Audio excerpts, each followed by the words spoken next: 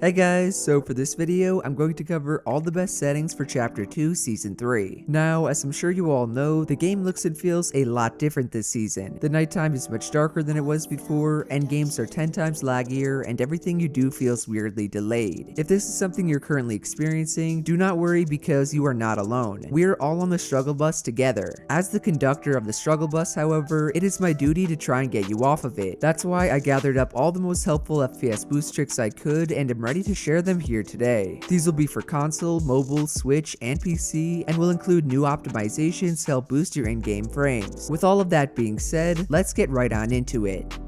To start off, I'll talk about what's on everyone's mind, the new Battle Royale colors. I don't know about you guys, but when I first started playing this season, my game looked atrocious. Not even in terms of its resolution or graphic quality, but more so the nighttime colors. I kid you not, I probably died 3 or 4 times that day just because I could not see people in the dark. This is something I never had trouble with in the past. Even back when Chapter 2 originally began and Epic completely changed the look of the game, I could still see all of my opponents. What I figured out from Destiny's Jesus, aka the best coach in EU, was to first go into my settings and increase my brightness to 125%. As you can see after I do that, this makes a huge difference during the nighttime compared to the 100% brightness option. The overall map is no longer as dark and you can make out way more objects in the distance. Plus, if that's not good enough, you can technically go all the way up to 150%. I myself would not go this high since it kind of makes the game too bright. Still, I highly recommend bumping up your in-game brightness to anywhere from 120% to 125%. Once you've done that, the next thing you should do is minimize or close out of your game so you're on your desktop. Yes, that unfortunately means this step is not applicable to console players. Don't worry though, because I'll make it back up to you guys in a minute. Returning to the trick, and you'll want to right click your home screen and go to your NVIDIA settings. After they load up, click the Adjust Desktop Color Settings tab on the left, tick the box next to the number 2 that reads Use NVIDIA Settings, and then increase your brightness to 55%, your contrast to 55% too, and put your digital vibrance option to 60%. Your settings should look exactly like this, with the brightness and contrast at 55% and the digital vibrance at 60%. What this will do is make your in-game colors much brighter and easier to differentiate. Like, do you notice how on the default settings, which is what I'm currently showing on your screen, everything is basically the same shade of blue at the nighttime? That also applies to your opponents and makes things like box fighting insanely hard to do. I have perfect 20/20 vision with my glasses on, yet I can barely see the bot hitting my wall. On the other hand, with the NVIDIA settings I just showed, as well as the 125% in-game brightness, my game looks infinitely better. All the colors stand out a lot more, and I can actually see the person trying to pressure my wall. Not to mention, a higher digital vibrance will help you see people in the storm and in the water. The only reason it's so hard to see people at night is because everything is the same dark and dull blue. To make matters worse, the in-game water is the same shade and takes up 60% of the map. That's a recipe for disaster when it comes to spotting enemies. With a higher digital vibrance, however, the colors on your opponents will pop more and you'll be able to see them with ease. The final tip to make your game look better is to turn off any colorblind mode. In the past, colorblind modes were extremely useful. They helped you see through the storm, and more often than not, major colors look more contrasted. In Chapter 2 Season 3, colorblind modes actually do the opposite. They make it harder to see into zone and make all your colors blend in. That is not what you want on top of all the other issues I just addressed. The Deuteranope colorblind mode alone will negate all the changes we just made to make your game look better. It may actually make your game look worse than there being no changes at all. To prove my point, FaZe Mongrel, who has used the Deuteranope colorblind option since Season 8, just recently switched off of it. He saw how bad it made his game look and knew he could not play like that. So unless you think you know better than FaZe Mongrel, or you're actually colorblind, there is no reason you should have any of those options enabled. Moving on, the next tricks I'll cover will all help with your FPS. On both console and PC, I recommend going into your settings, over to the game settings on the second tab, all the way down to the bottom, and turning off record replays. Replays in Season 3 take up a huge amount of space on your console or computer's hard drive. Therefore, by disabling it, your game will look and feel much smoother. I get replays are very useful to look back at for your mistakes, but just think, there's a pretty good chance the extra 20 to 30 FPS you get by disabling your replays will make you play better and make less mistakes. No joke, the replay mode option literally literally says leaving it on will reduce your performance. I think that's all you need to see to make your decision. The other thing you can do with your already saved replays is just go through them in the career tab and delete all of the replays you do not need. I usually will delete everything before I start playing for the day, so even though Epic does do this every new patch on their own, it will definitely help your performance a lot more if you do it before that. Continuing on with the FPS tricks, I'm briefly going to run through all the best video settings. Those are these options on the first page of your in-game settings. Beginning at the top, your game should be in full screen mode. Full screen mode is the one that does not allow you to go into other applications as you play, but as it says next to the option, it will make your game run faster. The faster your game runs, the more FPS you will get. Below that, I have my in-game res set to 1920 by 1080, however, I recommend you guys on lower end PCs play on 1600 by 900. This is not a stretched resolution or anything like that, it's simply a slightly more blurry version of native res. Why I recommend it is it will make your game run buttery smooth. A huge reason pros love stretched res is because of the FPS boost it offers. Well, this does the same exact thing, except it does not stretch your game out at all. After that, frame rate limit should be set at one value above your monitor's refresh rate.